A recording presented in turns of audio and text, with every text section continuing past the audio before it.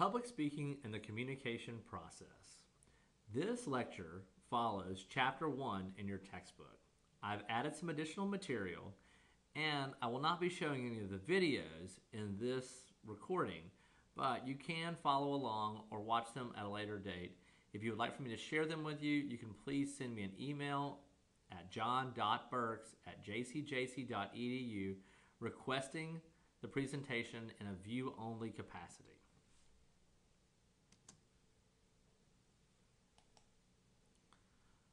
How do we communicate with each other?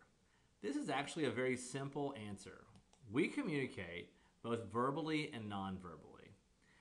This is by the use of words or by the use of symbols, such as hand gestures or signs. The communication process is a very simple process. This is a model called the action model. This action model is very important and can be found in Chapter 1.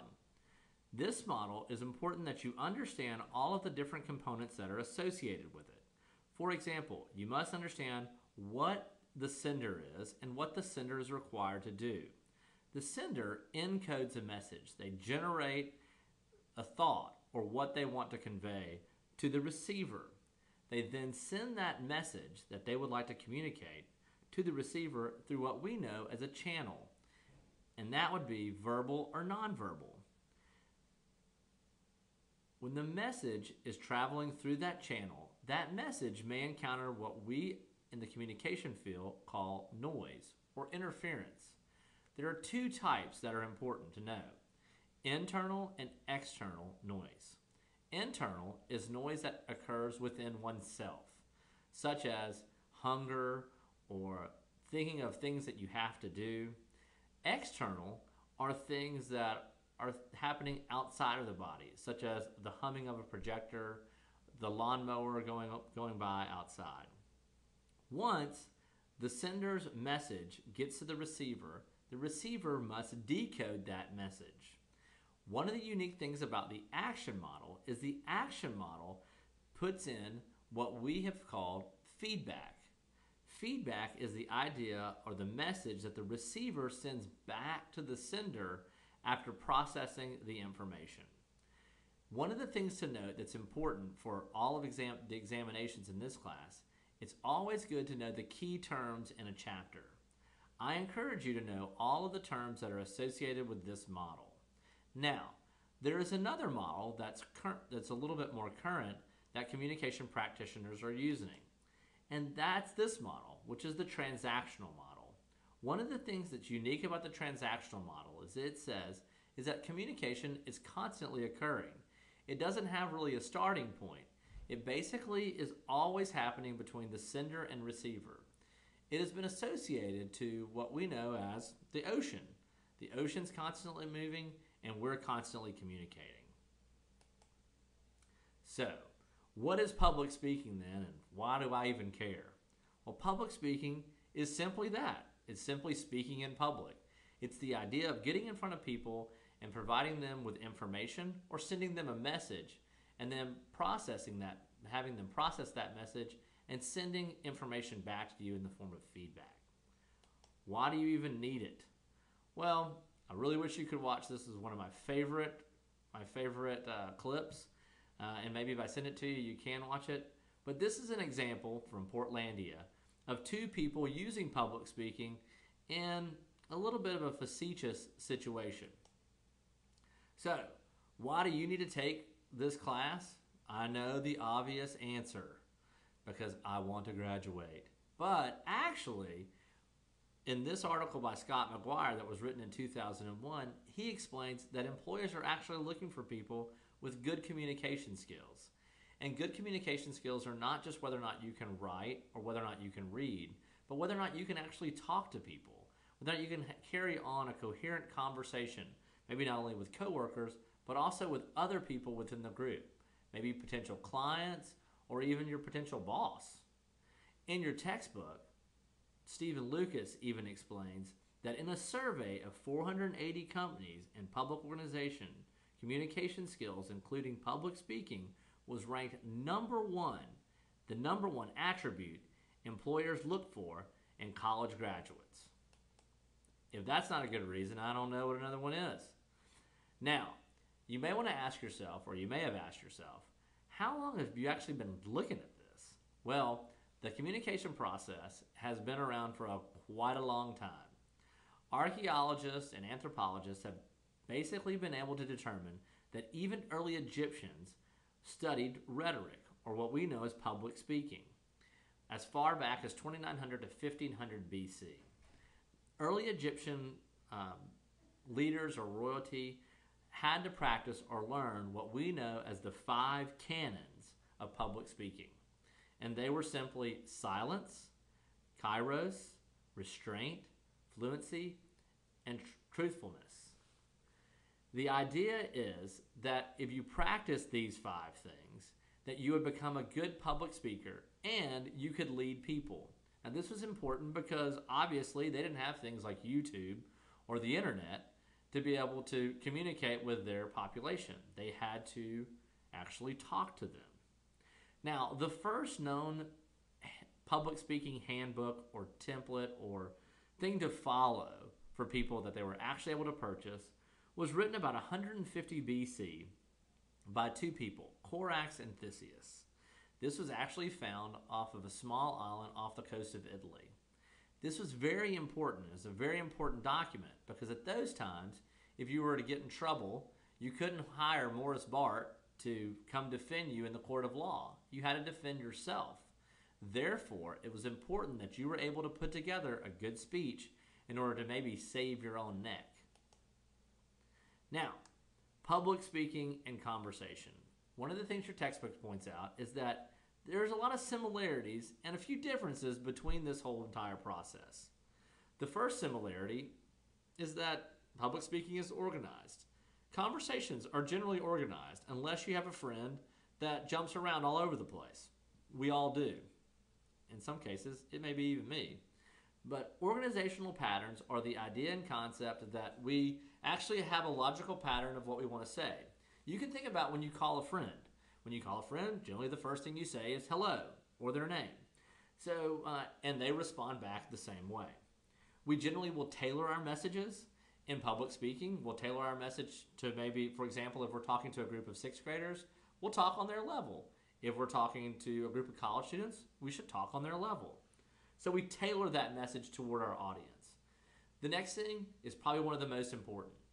In public speaking and in conversation, we want to maximize our impact. Now, we've all been in this situation where you have somebody that just won't get to the point, and your desire is to say, hey man, get to the point. So that's the idea. In public speaking, you see the same thing. You'll find people that will just kind of go on and on and on and never really get to the point in which they were making. That's why I'm going to speed up this lecture. I want to get to the point. Maximize it. Get to it. Don't beat around the bush. The last thing is you want to adapt to the listener's feedback. Now, this is important. When we're sitting there talking to our friends and they're not paying attention, we may acknowledge that. We may snap our fingers at them, or we may say, hey, are you paying attention? Because we're playing off their feedback. Now, in public speaking, it's a little different. We can't snap our fingers or point at people. We have to maybe change our vocal delivery or do something a little bit different to get their attention and to bring them back in. So, those are a couple ways in which public speaking and conversation are similar. It should make a little bit more sense. The next thing that we want to point out is there are actually some differences between the two, public speaking and conversation. One difference is public speaking is highly structured. When we basically get into the public speaking process, we're going to create things like outlines, plans, use organizational patterns. We will work on our language and those kind of things. We generally, when we're going to have a conversation with one of our friends, we won't sit down and outline exactly how we're going to talk to them and create an outline and decide which organizational pattern we're going to use to have a conversation. We just have a conversation. But in public speaking, we actually think about those things, and it's very important. The next thing that we would say is kind of a difference is that public speaking requires formal language. So what do I mean by that? Public speaking requires that an individual really try to eliminate things like slang and obscenities. Even the little small obscenities, you can't say those. You try to keep it very formal. I always tell students, You want to keep it to the point, like a conversation that you would have with your grandmother. You wouldn't want her to think of that you were going to a party and it was going to be off the chain, or use an expletive with your grandmother. So those are things that I would say. If you told your grandmother the party would be off the chain, I'm sure that she would be worried. And if you cuss with your grandma, she'll probably hit you with something.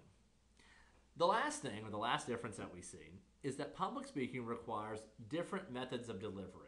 Now, in the next presentation, we're going to talk about the 4 different methods of delivery.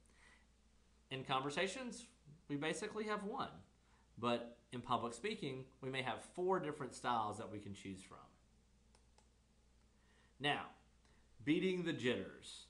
This is stage fright, and everybody gets it. Stage fright is not a bad thing. As your book points out, it can also be a good thing. Stage fright helps you eliminate that idea and concept of slipping up or making that mistake. It helps keep you sharp. Your book actually gives you 6 different things that you can follow that they think that Lucas thinks are very, very important. Obviously, the first one is acquiring experience. You're doing that now. The next thing is prepare. It's kind of like the Boy Scout motto. You need to be prepared. Practice, practice, practice. Think positively. So many students nowadays, when they come in the room, they think that they can't do it. All you've got to do is get up in front of people and talk. Guess what? They're just as scared as you are. Power of visualization.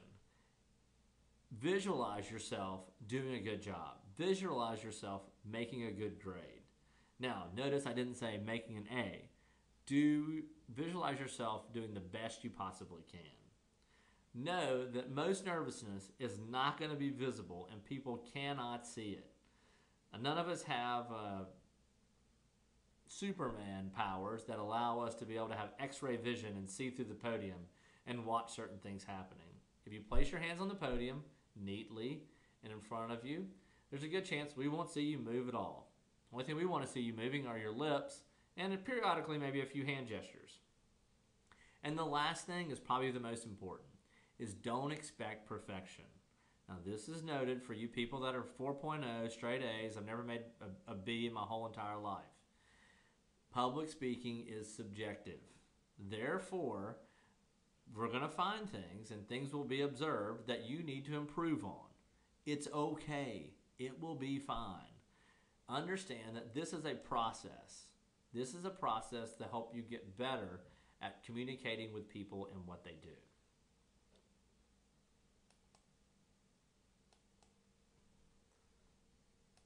If you want to see this video, it's actually pretty awesome. This girl is, like, in my opinion, the poster child for positive thinking.